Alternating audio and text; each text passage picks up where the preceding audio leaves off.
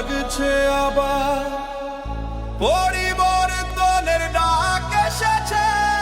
প্রতিটা মানুষই তার জন্মস্থান, তার জন্ম অঞ্চলটা, জন্মভূমি, জন্ম মাটিকে অফুরন্ত ভালোবাসে।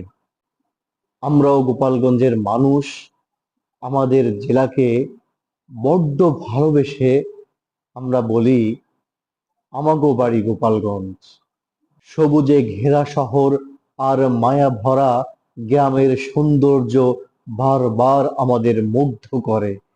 এই মাটির প্রতি টান আরো গভীর করে।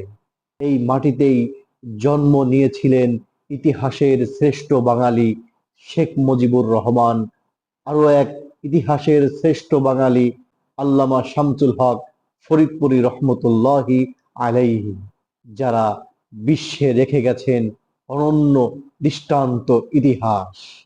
এ জেলায় আরো অনেক গুণী মানুষের জন্ম হয়েছে, যাদের কথা বলতে গেলে গল্প শেষ হবে না।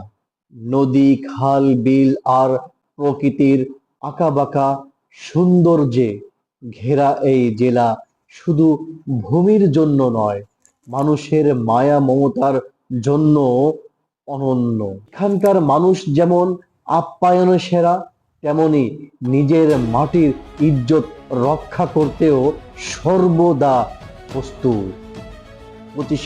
16 জুলাইয়ের সেই স্মৃতি আমাদের মনে করিয়ে দেয়, এই মাটির সম্মান রক্ষায় গোপালগঞ্জের মানুষ কখনো ঘরে বসে থাকে না।